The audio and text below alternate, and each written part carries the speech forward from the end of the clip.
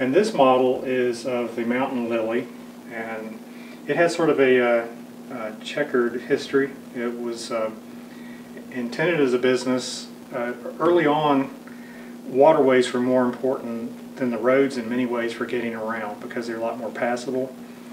But that's not necessarily true up here. The French Broad is a very shallow river, and the whole idea of this venture could have been called questionable from the very start. In fact, it was called questionable. The people who wanted to do this wanted to get funds to have the Corps of Engineers dredge areas of the French Broad River so that they could have a run between Brevard and down towards Hendersonville and hopefully up towards Asheville eventually. The Corps of Engineers did come in and dredge a tremendous amount of the French Broad, but as you can imagine, or at least in the Horseshoe area, but as you can imagine, any rain would bring up silt and change the contours and flow of the river considerably, practically overnight. So from the very beginning, this was probably an impractical business. But this particular paddle boat, and it's obviously not finished yet, but it ran on two steam-powered motors, if you will, and which ran two side paddles. And later, after this, well, I should back up a little bit. This, I have seen pictures of this boat, which may be displayed, of the boat on a sandbar, which was its final resting place. And the motors were taken out, or steam engines, and one of them I'm aware of going to a sawmill over in Pisgah, and the other went to use somewhere, I think for the same purpose, I'm not sure. There was a bell at some point on the boat, which was at some point taken away and used in a church in Horseshoe. And I believe that some of the planking from the sides went to a church in Horseshoe. So parts of it did live on other ways.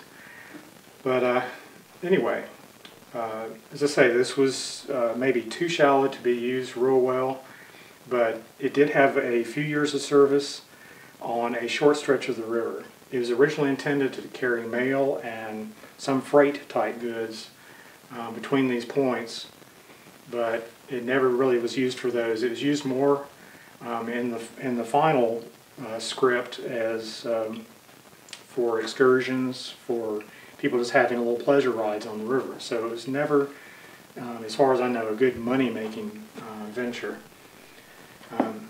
Now a lot of this is going to be hidden once this is set up fully, because these paddle wheels would have been behind a lot of boarding that would have kept everybody from getting thoroughly wet. By what I understand in some of the early literature promoting this had two staterooms. And to some degree it's a little sad, because if you look at the size of these, they were not large at all. And in fact, we would find them to be rather cozy. And the number of passengers it claimed to be able to hold was not nearly true either, unless people were shoulder to shoulder and neck to neck practically. So anyway, I wanted to show this little interesting chapter of Hendersonville's history, and make it so that people could see it. There is a image that's in the Baker Barber collection that is stereographic, that shows this particular boat on its launch day. And I have a copy here. I don't know if you can see this very well or not, and this may be on display as well. But if you see it through the stereoscope, you'll see that the steam whistle is blowing. And an interesting little footnote, Mark Twain was talking about some of the more modest steamboats on the Mississippi when he was working. And he said some of them were so underpowered that they had to shut the boat's paddles down in order to blow the whistle. And I would imagine that this one may have been similar in that it probably didn't have a whole lot of oomph. So the moment we're seeing this whistle blowing, which was on its launch day, I think, it was probably was not trying to run anywhere at the same time. And tell us how you deducted deduced the scale from the support pole multiplication. Sure. There. Yeah. Using this photo and the one of where it was submerged on the, partially submerged on the sandbar, I was able to judge that the space between the poles is probably roughly around 4 feet. And extrapolating off of that, I was able to, simple math up the side, the only area that's a little bit questionable was here in front. And there were several accounts people had made over the years, and you may find them in some of the better known books on our local history. Said, I believe 54 or something like that.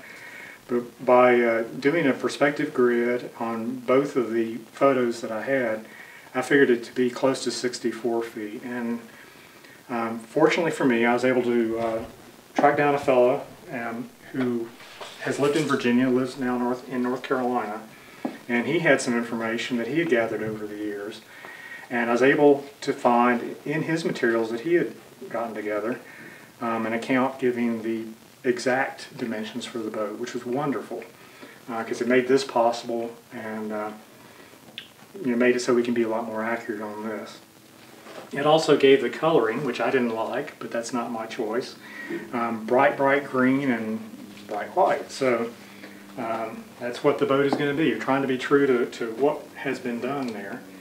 There is a possibility, and this other historian who is a paddle boat fan is trying to find out more information on it. And if anybody from the public knows, he would love to get information on this. His name is Bill Trout. But anyway, his speculation is that the fellow who designed the boat had designed similar boats during the Civil War, and might have even been the same fellow who did one of the boats involved with the Merrimack and Monitor famous battle between the ironclads. So if it's the same designer, this would have represented his work many years after the Civil War, very late in his career. There is some speculation that he had been involved in the Norfolk shipyards, I believe, after his wartime career was over. So this might have been an interesting little side project for him or not. We're still trying to find out. And I was going to say also that I had drawn up these plans a little early on based on what I could figure from the photos, and was relatively happy with them before I started going to cut these out of sheet styrene. But with the wonderful information I got from this historian, I was able to find the precise dimensions, which made me very happy and sad at the same time, because that meant going back to the drawing board and redrawing all of this with very slightly different dimensions. But again, a good chance event on timing that those correct dimensions came in before we were committed to doing this. So the nice side of all that is that this comes out being a lot more accurate to what you would have seen had you been able to be there that day. I did want to say one more thing about this image. If you see this image in the museum, there's some rails here where the boat was in dry dock. And to the best of my knowledge, this photo may have been on launch day, because there are many more people there dressed up to the nines, there to be on the boat. There is some speculation about the boat builder, whether he's here, the fellow who underwrote all this or not. But I believe this is really truly after they slid into the water, pulled the thing forward, and then I believe the photo was taken here before it even had its maiden voyage. So if anybody has a history account, this could be nailed down to the specific day, and I believe we do have that somewhere. But anyway, just an interesting little footnote to know when and how this photo is taken.